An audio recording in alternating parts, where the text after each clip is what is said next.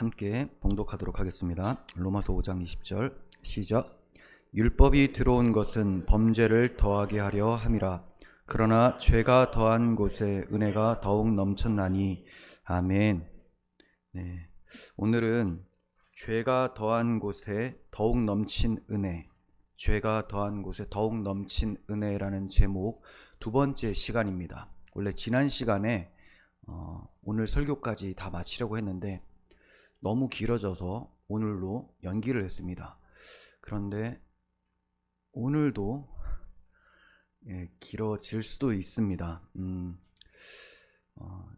여러분들에게 전해드리고 싶은 그 하나님의 복음이 너무 풍성한데 이것을 짧은 시간에 전해드리기가 쉽지가 않습니다. 또 여러분들께서 오랫동안 신앙생활 하시면서 또 구속사적 성경을 보시면서 복음을 충분히 많이 알고 계시기 때문에 더 풍성히 알게 해드리기 위해서는 성경의 증거를 꼼꼼하게 살피는 것이 참 중요하다고 생각이 되어서 계속해서 많은 설명이 추가가 되어지는 것 같습니다. 먼저 지난 시간에 말씀드린 내용을 조금 축약해서 설명을 해드리고 오늘 설교를 하도록 하겠습니다.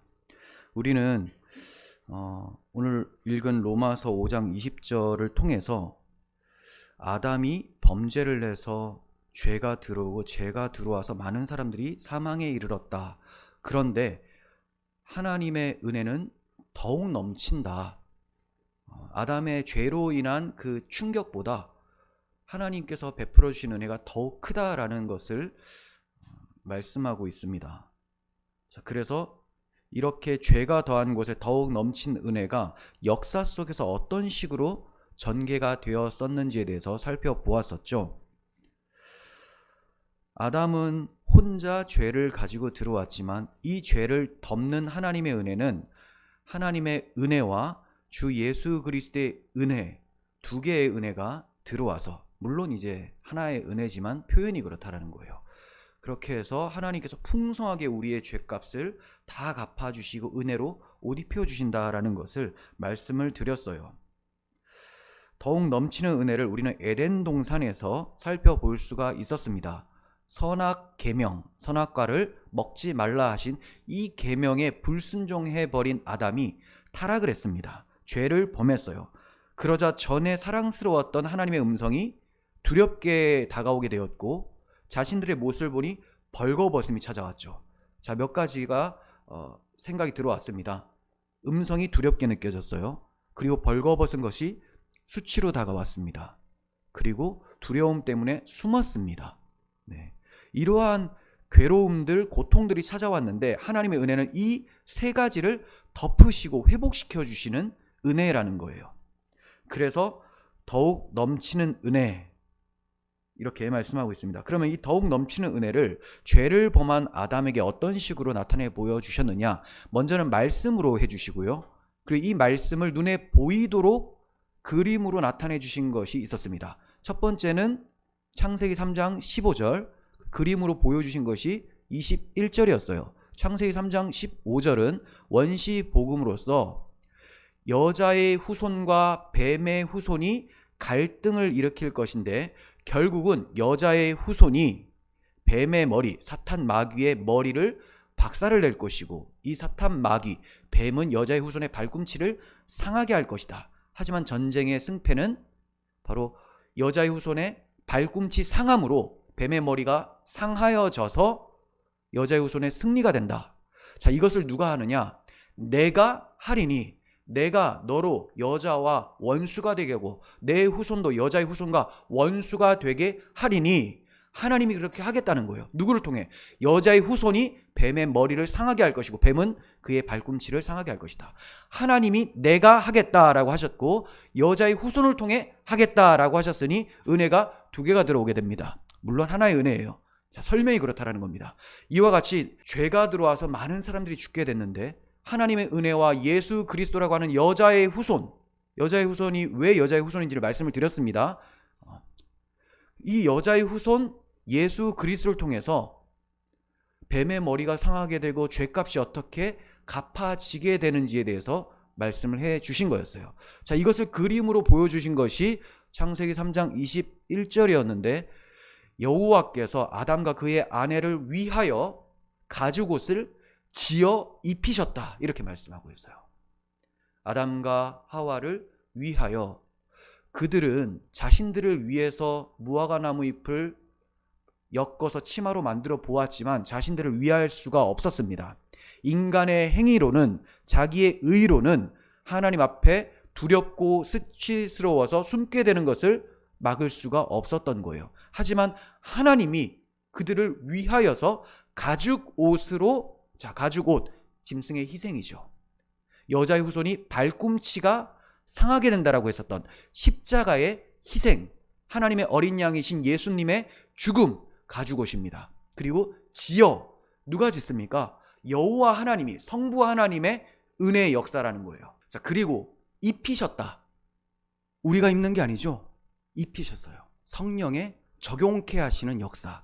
삼위 하나님의 사역이 창세기 3장 21절에 여호와께서 아담과 그의 아내 하와를 위해서 가죽옷을 지어 입히셨다라는 것을 통해서 나타내 보여주셨습니다. 자, 이렇게 아담은 죄를 범했지만 넘치는 은혜는 에덴 동산으로부터 계속해서 흘러나오고 있었던 것입니다. 그런데 가죽옷을 지어 입히시고도 하나님께서 아담과 하와를 에덴 동산 동편으로 내쫓으셨죠. 자, 왜 내쫓으셨다고 말씀을 했습니까? 약속해 주시고 내쫓은 것이기 때문에 넌 이제 내 백성 아니다, 이런 게 아니에요.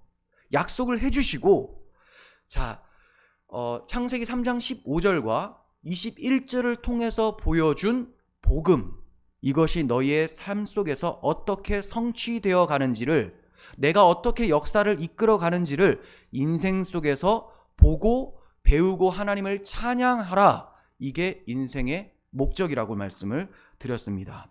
그래서 동산 동편으로 쫓겨내시고 동산 동편의 문을 두루도는 불칼, 그룹들, 천사들이 불칼을 가지고 들어오지 못하게 하는 것으로 막았다. 그러면 왜 들어오게 못하게 하는 것인가? 이들이 자기의 힘으로 들어와서 생명나무 열매를 먹어버리면 이제 구원이라는 게 발생할 수가 없습니다. 타락한 상태로 계속 사는 거예요. 그래서 구원은 하나님이 주시는 겁니다. 하나님이. 계시록 2장에 나타나는 에베소 교회에 약속하신 것처럼 내가 생명나무 열매를 너희에게 주어 먹게 하겠다. 하나님이 주시려고, 하나님이 어떻게 생명나무 열매를 주어 먹게 하시는지를 역사 속에서 배워봐라.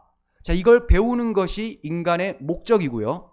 그리고 역사의 하나님의 계획입니다. 이 계획을 가리켜서 구속사라고 말씀을 드렸어요. 그러니까 사람이 하나님께서 자기 아들의 십자가 희생으로 영원한 생명을 주시는 풍성한 은혜를 베풀어 주신다라는 것을 인생 속에서 배우지 못하면 그의 인생은 헛된 삶이 됩니다. 아무리 세상에서 가치 있어 보이는 많은 선한 일을 할지라도 그리스도의 십자가 보혈을 제외하고 그런 일을 하면 오히려 자기 의를 세우는 것, 무화과나무 잎으로 치마를 엮어 만들어서 하나님 앞에 서보려고 하는 이런 어리석은 짓이 되어버린다는 거예요. 자, 이렇게 쫓겨난 아담에게 이제 하나님께서 아들을 주십니다. 가인과 아벨이었죠. 그런데 이 가인이 아벨을 쳐서 죽입니다. 자, 아벨은 지난 시간에 말씀드린 대로 약속의 자녀였어요. 약속의 자녀, 여자의 후손 라인으로서 이 아벨로부터 하나님께서 복을 주시려고 했는데 가인이라는 맏아들이 아벨을 쳐 죽였습니다. 항상 역사는 두 라인으로 전쟁 가운데서 진행이 된다고 말씀을 드렸죠. 그래서 예수 그리스도를 오실 것을 예비하는 사람들, 그리고 예수 그리스도가 오실 것을 막는 사람들, 뱀의 후손과 여자의 후손 라인이라고 했어요. 지금도 마찬가지입니다. 오신 예수 그리스도를 가슴에 품고 다시 오실 메시아를 기다리며 사는 교회들, 그리고 그 오신 예수 그리스도가 가짜다, 역사적 예수다, 인간일 뿐 신은 아니다 라고 계속해서 회방하고 이 교리 진리를 없애려고 하는 그런 세력들, 그리고 다시 오실 메시아 다시 안 온다, 네가 바로 메시아다 라고 하면서 영지주의, 이런 자유주의 신학들, 이러한 두 라인으로 계속해서 전개가 되어집니다. 그래서 이 싸움이 에덴 동산에서 쫓겨난 후로 아담의 두 자식 가운데 있었고, 이 두 자식 중에 아벨, 약속의 후사는 죽임을 당했어요. 하지만 하나님께서는 인류의 구원자를 보내주시기 위해서 또 다른 씨를 마련해 주셔서 셋째 아들이 태어나게 합니다. 그 이름이 셋이라고 말씀을 드렸습니다. 이 셋을 통해서 씨가 끊어지지 않게 해주시고 생육하고 번성케 하심으로 새 창조를 이루어가고 계셨다라고 말씀을 드렸어요. 자, 이렇게 셋의 자손에서, 가인은 아니니까, 가인은 뱀의 후손 쪽이니까, 셋의 자손에서 노아가 나오게 되었다. 노아. 그리고 노아의 자손 중에 셈, 함, 야벳이 있는데, 이 셈의 자손에서 아브라함이 오고 다윗이 오게 되고, 다윗의 후손으로 예수 그리스도께서 오셔서 결국은 새 창조를 완성하신다. 인류의 모든 죄를 대속하시고 우리를 영생으로 이끌어 주신다. 자, 이게 넘치는 은혜였다라고 말씀을 드렸습니다. 자, 여기까지가 지난 시간에 말씀드렸던 내용이고요. 이제는 우리가 노아에게 찾아온 은혜에 대해서 살펴보려고 해요. 노아 당시에 세상이 어땠나? 아주 형편없었습니다. 사실 노아는 셋의 후손이잖아요. 여자의 후손 라인이죠. 하지만 노아의 라인만 있었던 게 아니에요. 옆에 가인의 라인들이 쭉 오고 있었고, 노아의 자손 이후로도 셈, 함, 야벳이 있는데 함의 자손은 또 갈등을 일으킵니다. 그러니까 끊임없이 약속의 라인 안에서도 다른 씨들이 나오게 되고 갈등이 일어나게 되고, 또 이 가운데서 또 갈등이 일어나게 되고, 계속해서 갈등의 연속이 되어진다는 거예요. 자, 그래서 노아가 살고 있었던 당시에 죄가 많이 창궐했습니다. 이 죄가 창궐했다는 것은 뱀의 후손들이 그만큼 영향력을 가지고 악을 계속 전파하고 있었다는 것이죠. 이 점을 우리가 창세기 6장을 통해서 살펴보려고 합니다. 한번 찾아보겠습니다. 창세기 6장. 자, 6장 1절에서 한 8절 정도까지 보면서 설명을 해드리겠습니다. 사람이 땅 위에 번성하기 시작할 때에 생육하고 번성하여 땅에 충만하라 라고 말씀을 하셨는데, 타락의 후사들이 충만해지고 있는 상황이에요. 여기서 사람들이란 약속을 받지 못하고 타락한 사람들, 뱀의 후손 라인들이 계속 번성하기 시작하게 된 것이죠. 그러니까 창세기 1장 27절에서 생육하고 번성하라 땅에 충만하라고 하신 창조의 그 명령이 오히려 역행하여서 악이 창궐하고 있었던 것입니다. 그때 그들에게서 딸들이 납니다. 네, 뱀의 후손 쪽에서, 언약과 상관이 없는 쪽에서 딸들이 많이 태어나요. 그런데 하나님의 아들들이 누구냐? 당연히 지금 두 라인으로 오고 있으니까 언약 백성이라고 봐야 되는 거죠. 그래서 셋의 후손, 노아의 그 라인이에요. 근데 이 라인 중에서도 하나님의 아들들이 사람의 딸들의 아름다움을 보고 자기들이 좋아하는 모든 여자를 아내로 삼는지라. 마치 선악과를 보고 보기에 좋았더라, 먹음직도 하고 지혜롭게 할 만큼 탐스러웠다라고 하면서 따먹는 그러한 모습들이 자기가 보기에 좋은 대로 아내를 취하는 모습으로 나타나고 있어요. 사사기에도 이러한 모습이 계속 나타나죠. 각자 자기의 소견에 옳은 대로. 이게 타락한 인간들의 모습입니다. 그러니까 약속의 라인이, 여자의 후손 라인이 이제 계속 세속화가 되고 있는 아주 위험한 상황이었다라는 거죠. 다 세속화되면 어떻게 돼요? 그리스도께서 오실 수가 없게 되죠. 약속이 사라져 버리게 되죠. 약속은 있지만 약속을 가진 사람들이 없어져 버려요. 그래서 하나님은 저들 가운데에 은혜로 남겨두셔야 될 사람이 있었어요. 그 사람이 노아가 되는 거예요. 3절 봅니다. 여호와께서 이르시되 나의 영이 영원히 사람과 함께하지 아니하리니 이는 그들이 육신이 됨이라. 자, 육신이 되어버린 사람들에게는 하나님의 영이 함께하지 않는다. 영원히 함께하지 않는다. 하지만 유예 기간을 주겠다. 그게 언제냐? 그들의 날은 120년이 되리라. 120년의 유예 기간을 줄 테니 그 전에 회개하고 노아와 같이 하나님의 약속의 후손으로 편입이 되라 라고 말씀하고 계시는 거죠. 당시의 땅에는 네피림이 있었고 그 후에도 하나님의 아들들이 사람의 딸들에게로 들어와 자식을 낳았으니 그들은 용사라, 고대 명성이 있는 사람들이었더라. 세상에서 용사라는 말 참 좋아합니다. 하지만 성경은 부정적으로 쓰여지고 있어요. 하나님 앞에서 힘 있는 자로 서려고 하는 자기 의를 나타내는 사람들을 용사라고 하고 있어요. 그들은 하나님의 이름을 높이는 자들이 아니라 명성 있는 자, 자기 이름을 높이는 사람들이었어요. 셋의 후손 중에는 에노스가 있었습니다. 아담, 셋, 에노스라고 할 때, 이 에노스 때 여호와 이름을 불렀다, 예배했다라고 해요. 하지만 저들은 자기의 이름을 높이고 있습니다. 자, 그러니까 하나님 보실 때 어떻습니까? 한탄이 나오고 근심이 찾아오죠. 이놈들 내가 쓸어버려야 되겠다. 나를 대적하다니, 이 넘치는 은혜를 베풀었음에도 계속해서 대적하다니 내가 쓸어야 되겠다. 이게 5절. 여호와께서 사람의 죄악이 세상에 가득함과 그의 마음으로 생각하는 모든 계획이 항상 악할 뿐임을 보시고, 전적 타락이에요. 인간은 생각하는 모든 계획이 항상 악하다. 하나님 없이 행동한다. 땅 위에 사람 지으셨음을 한탄하사 마음에 근심하시고, 창조 때는 하나님이 창조하시고 보시기에 좋았더라, 토부, 좋았더라 라고 했는데 이제 한탄과 근심이 찾아오죠. 타락해버렸기 때문에 그래요. 이르시되 내가 창조한 사람을 지면에서 쓸어버리되 사람으로부터 가축과 기는 것과 공중의 새까지 그리하리니 이는 내가 그것들을 지었음을 한탄함이니라 하시니라. 그러나 노아는 여호와께 은혜를 입었더라 하고 기록을 하고 있습니다. 어째서 노아는 은혜를 입나? 여자의 후손 그리스도를 오게 하시려고 노아를 남겨두시는 거예요. 여자의 후손 라인을 보존하시려는 하나님의 넘치는 은혜가 여기서도 나타나고 있는 거예요. 이 은혜로 인해서 노아가 믿음을 갖게 됩니다. 이 은혜로, 하나님의 남겨두시는 은혜로 노아가 믿음을 갖게 돼요. 그러면 이 믿음은 무슨 믿음이냐? 하나님께서 약속하신 것을 믿는 믿음. 성경의 믿음은 다 하나님의 약속에 대한 믿음이에요. 그 외의 믿음은 광신입니다. 그래서 하나님이 약속하신 것, 하나님의 약속은 성경에 굉장히 많은 것 같지만 하나밖에 없어요.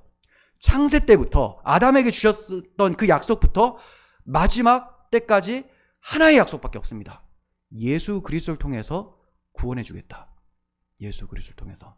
아담에게는 그것을 전제로 말씀하신 것이고 드러나진 않았습니다. 하지만 그 이후로부터, 흔히 은혜 언약이라고 부르는데, 그 이후로부터는 그리스도를 전면으로 내세우면서 이 그리스도를 통해서 아담이 지은 이 죄악을 내가 덮어주겠다. 물론 아담까지. 그래서 가죽옷과 여자의 후손에 약속을 주셨잖아요. 그래서 이 약속을 믿는 믿음이 노아에게 있었어요. 그럼 하나님은 노아에게 무슨 약속을 주셨는가? 방주를 만들라는 거예요. 자, 넘겨보시면 14절. 노아는 은혜를 입었는데 이 은혜에 따라서 믿음이 발생하게 되고요. 이 믿음은 무엇을 믿느냐? 너는 고페르나무로 너를 위하여 방주를 만들되, 방주를 만들라는 약속을 믿는 겁니다. 방주. 그런데 제가 약속은 하나밖에 없다고 했죠. 메시아 언약. 그럼 이 방주도 메시아를 가리키고 있다라고 충분히 생각할 수가 있겠죠. 내가 너로 가죽옷을 지어 입혀주겠다. 내가 너를 위해서. 그런데 아담에게는 그렇게 말씀하셨는데 노아에게는 너는 너를 위하여 방주를 만들라, 이렇게 말씀하고 계시죠. 여기서 방주는 가죽옷과 동일한 역할을 하는 거예요.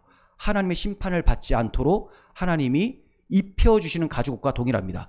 그런데 노아에게 만들라고 하죠. 이것은 믿는 자가 은혜 가운데서 자연스럽게 나타나는 행위를 얘기를 하는 거예요. 그러니까 믿음은 곧 순종을 수반하는 것이죠. 그래서 하나님의 은혜로 그가 순종했기 때문에 이것을 자신의 행위라고 챙겨 먹을 수가 없는 겁니다. 이해가 되십니까? 그러니까 아담에게는 가죽옷으로 덮어주시고 진노를 면하게 하시고, 노아에게는 방주로 덮어주시고 진노를 면하게 하시는 거예요. 그래서 노아가 방주를 짓는 것은 믿음으로 짓는 것이죠. 그러면 방주를 짓는 삶은 어떤 삶이냐?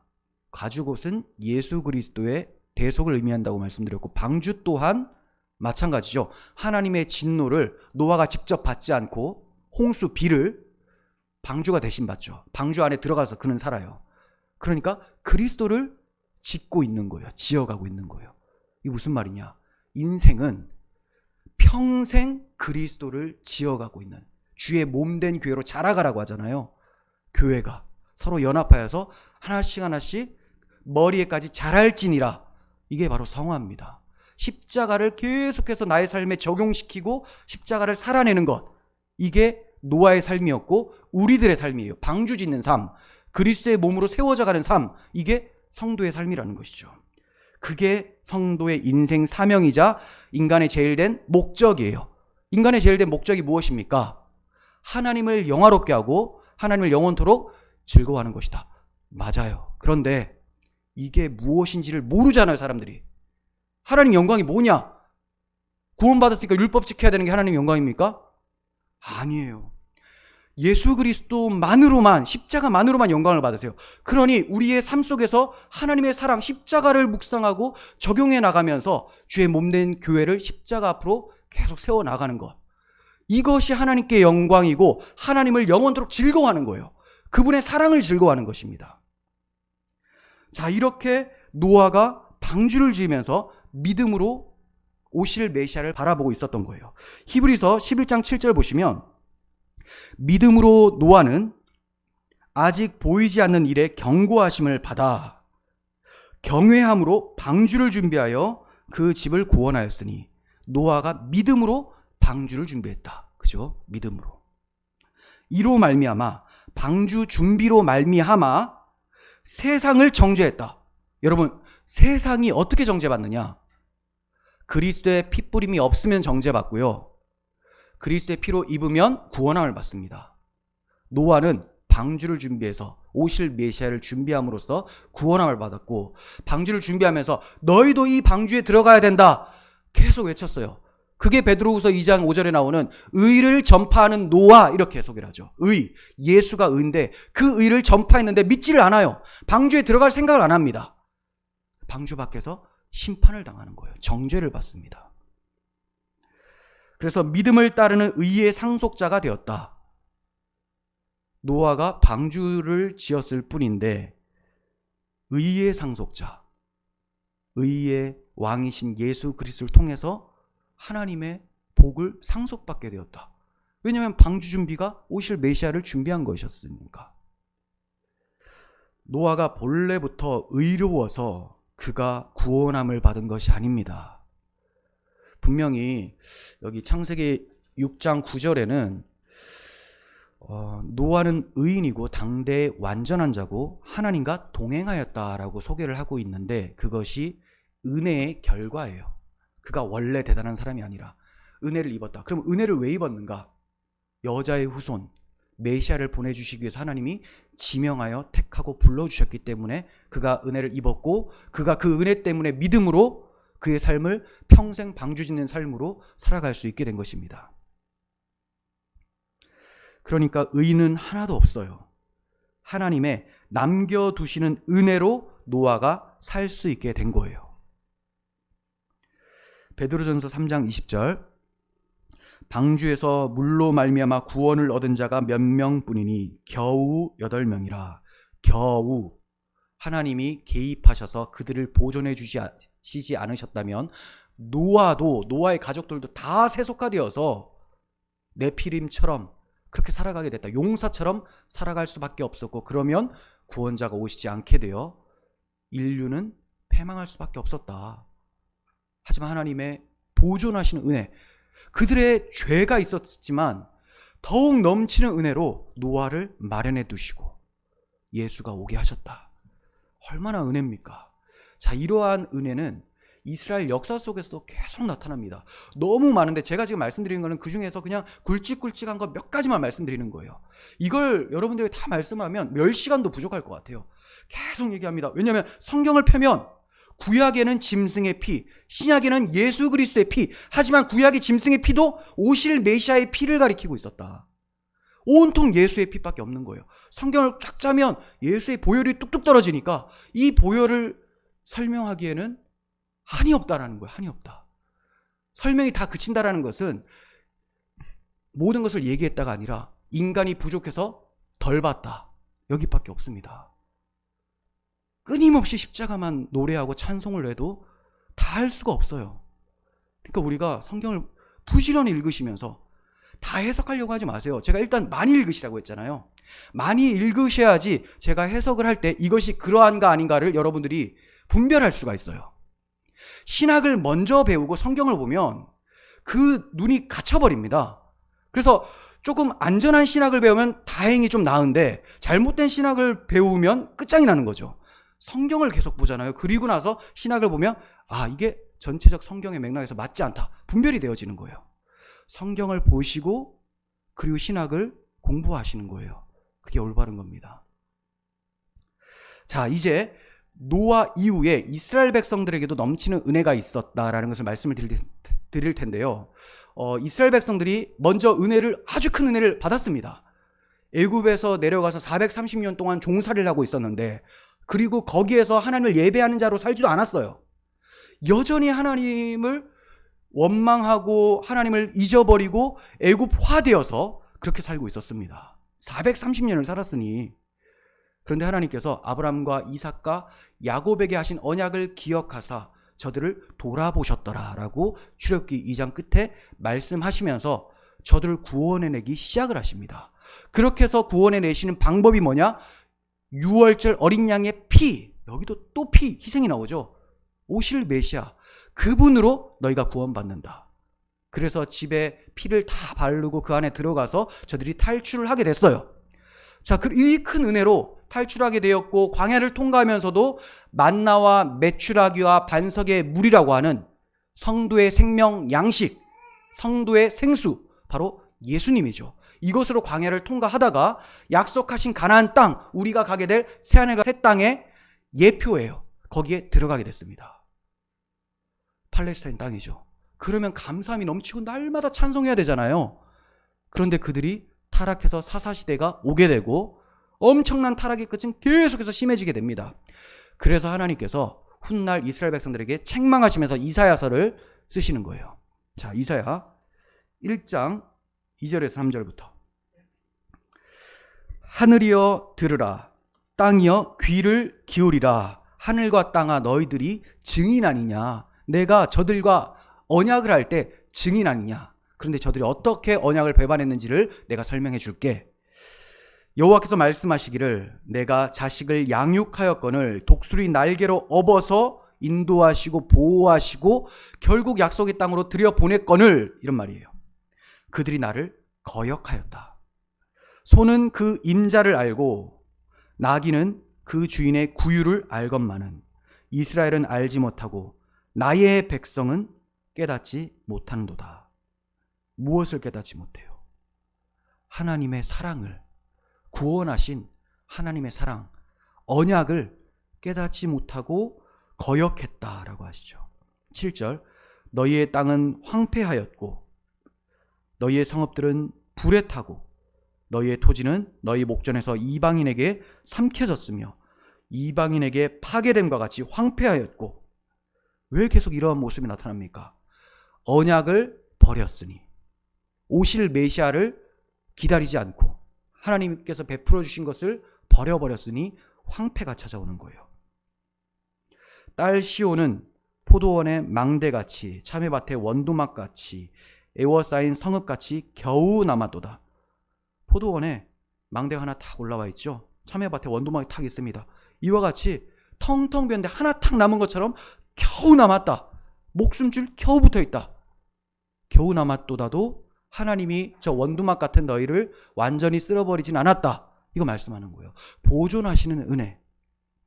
만군의 여호와께서 우리를 위하여 생존자를 조금 남겨두지 아니하셨다면 우리가 소돔 같고 고모라 같았으리로다.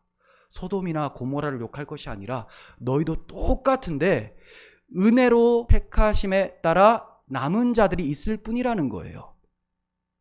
그래서 여호와께서 우리를 위해서 조금 남겨두지 않으셨다면 왜 우리를 위하는 것이냐? 오실 메시아가 이스라엘에서 오시니까요. 그래서 조금 남겨두시는 거예요. 저들은 넘치는 죄를 범했지만 그 죄보다 더욱 넘치는 하나님의 은혜가 저들을 보존하게 하셨던 것이죠. 자, 그리고 이제 솔로몬이라고 하는 다윗의 아들, 이스라엘 가운데서 아주 지혜로운 왕, 이 사람이 시작은 좋았습니다. 하지만 그 말년은 아주 형편이 없었는데 그에게 임한 하나님의 넘치는 은혜가 무엇인지를 말씀드리려고 하는 거예요. 솔로몬이 말년에 많은 이방 여왕들과 결혼을 해서 우상 숭배를 하게 됩니다. 이처럼 범죄했을 때도 하나님의 사랑은 넘치고 있었어요.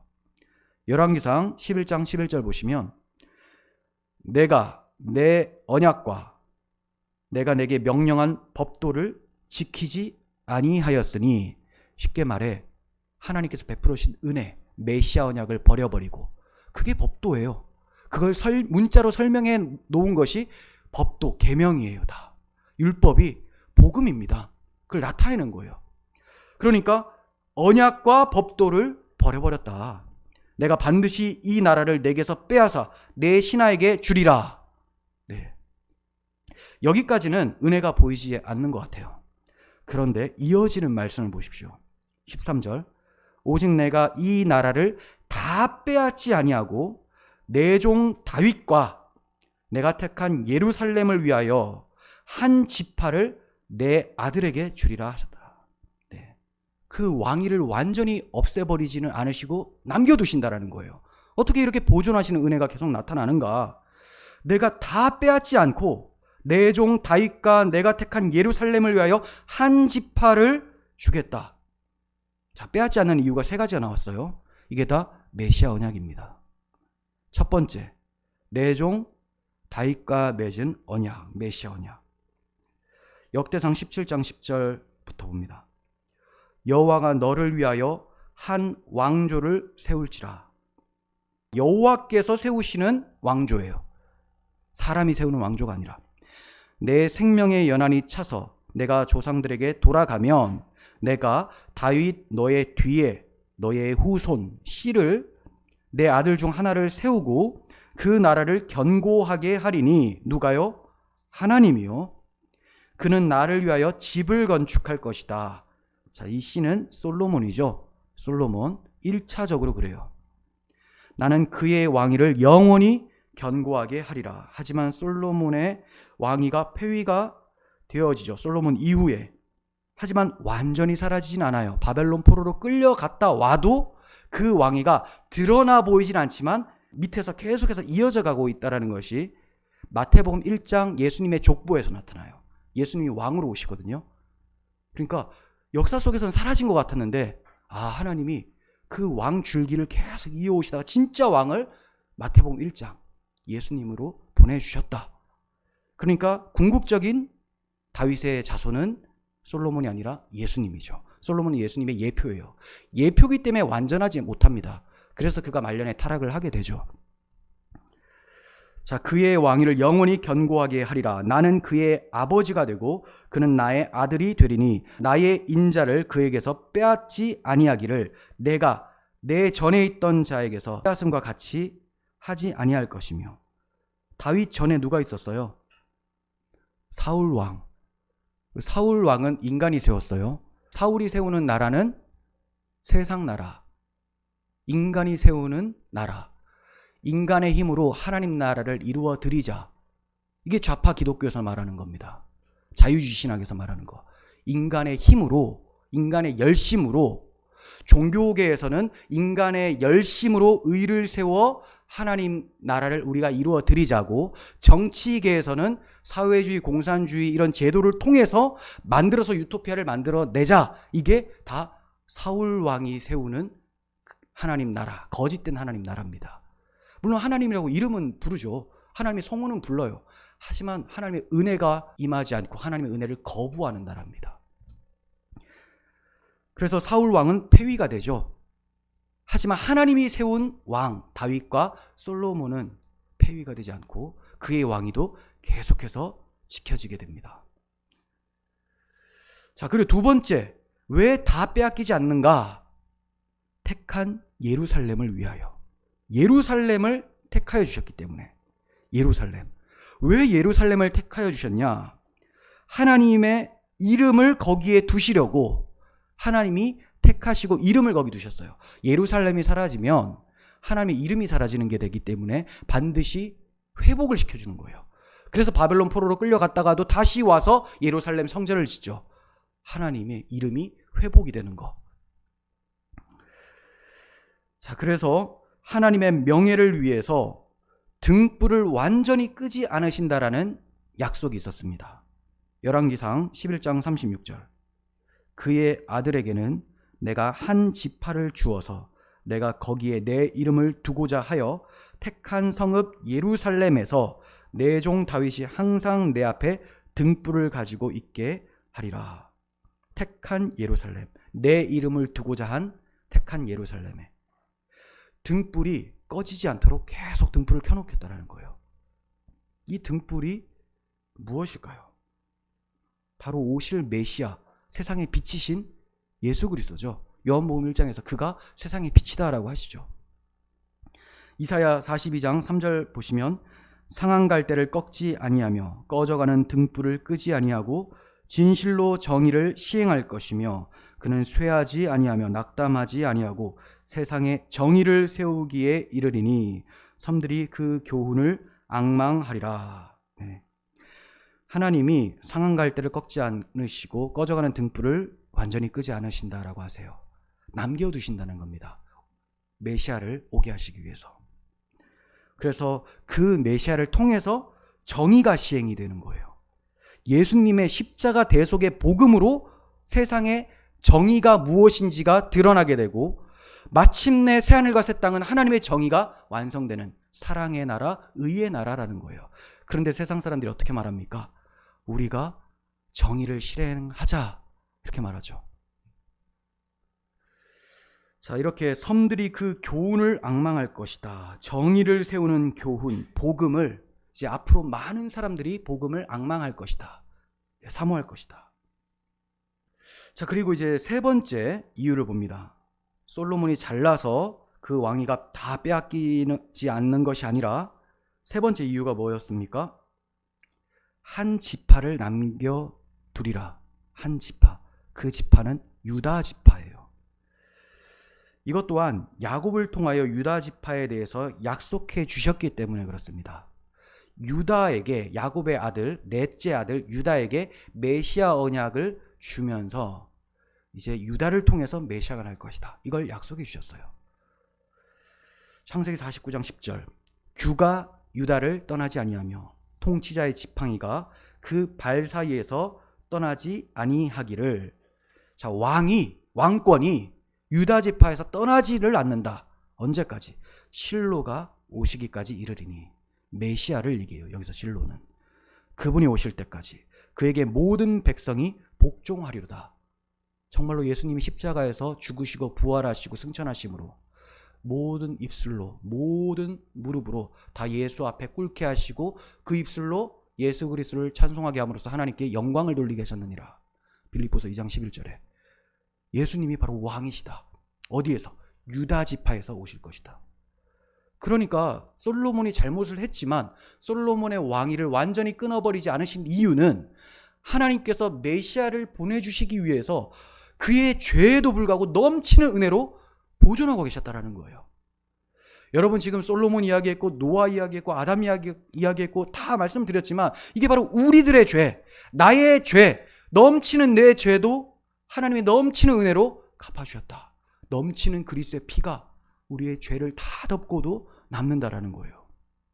이처럼 우리를 위하여 그리스도를 이 땅에 보내주시기 위해서 여자의 후손 라인을 보존해 오신 하나님의 은혜, 한 지파, 한 등불을 남겨두신 하나님의 넘치는 은혜를 찬양할 수밖에 없습니다.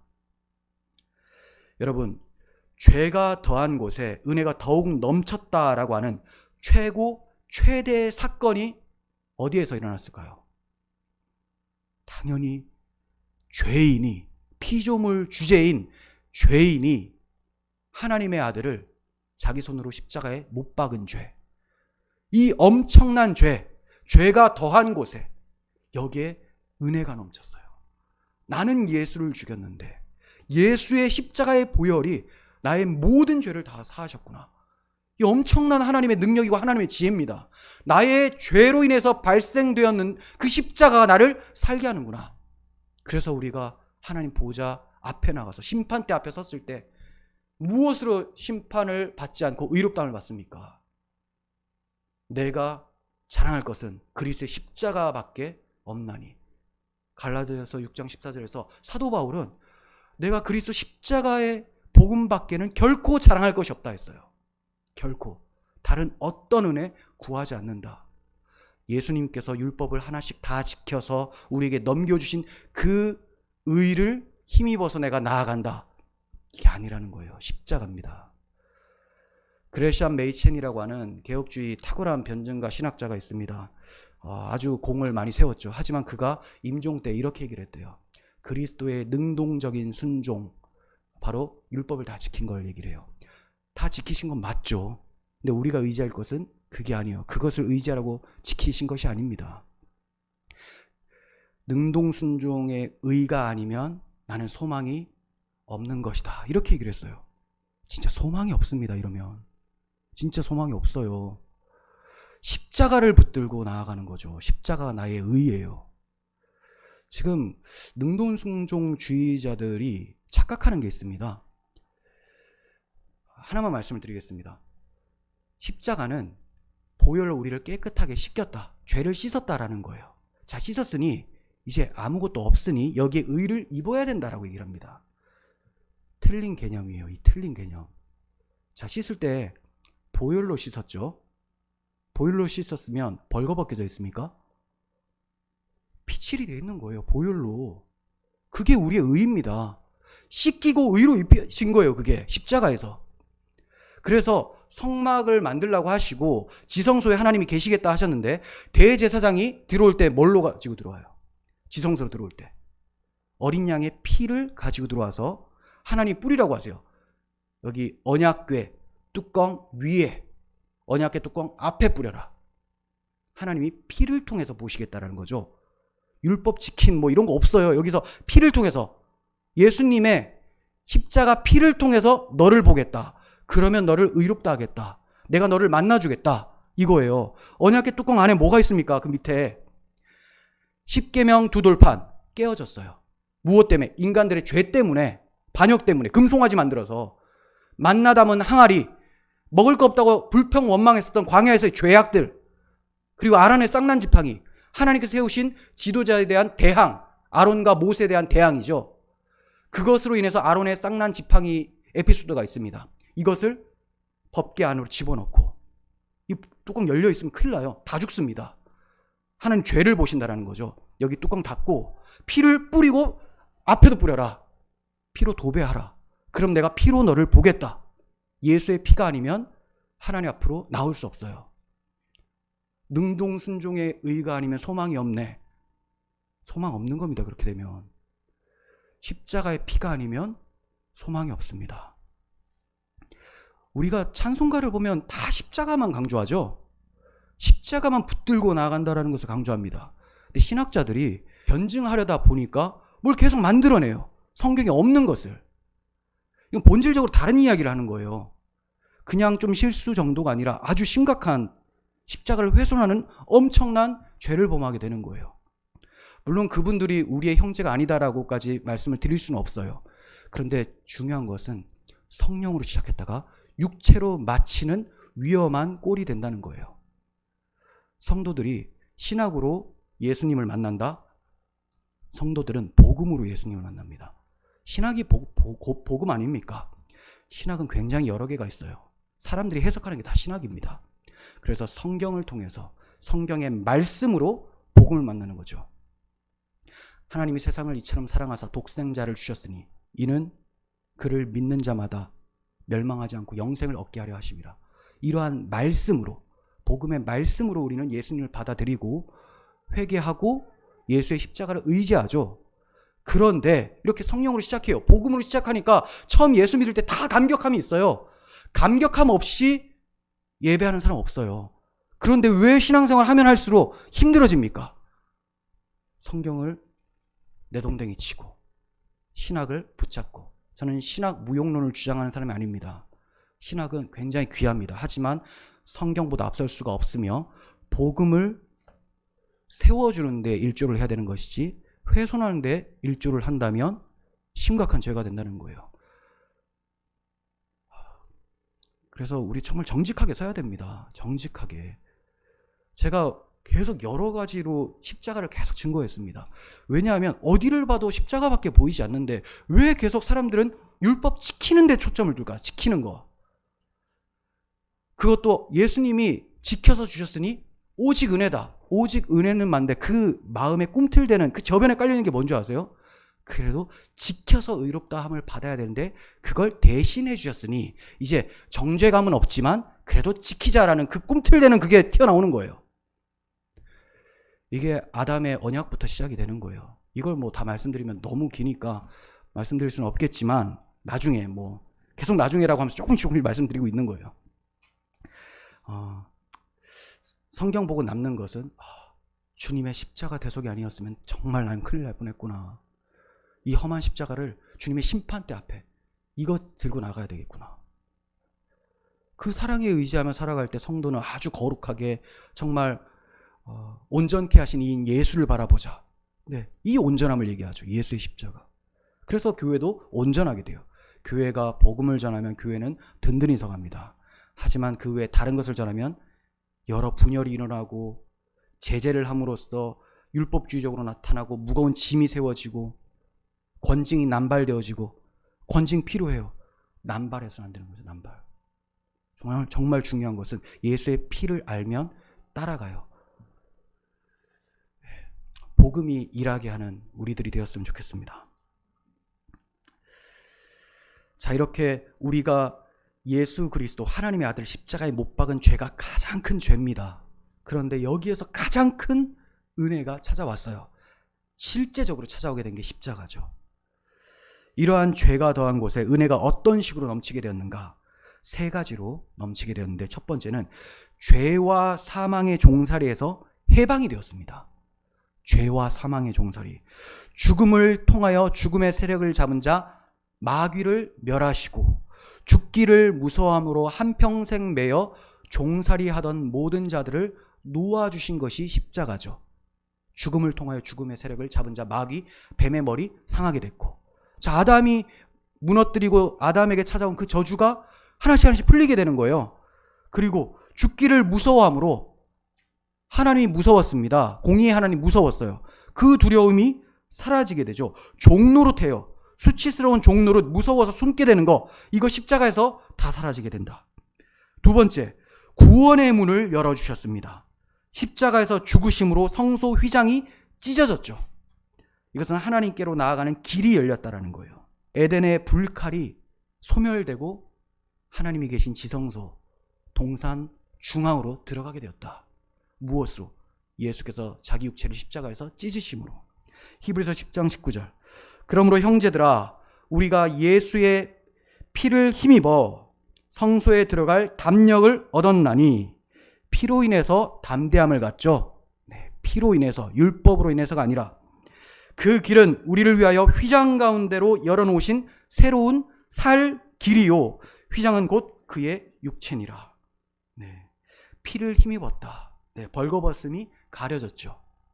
주의 보혈로. 그리고 성소로 들어갈 담력을 얻었죠. 담력. 두려움이 사라졌어요. 그리고 들어가게 됐다. 이제 숨지 않아요. 동산나무 뒤로 숨지 않습니다.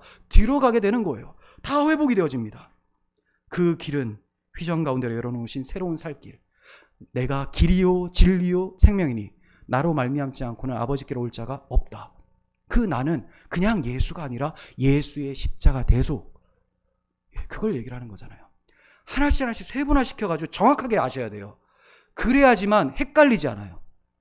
예수님을 통해서 구원받는 게 맞는데 예수의 무엇을 통해 구원받느냐? 십자가 대속.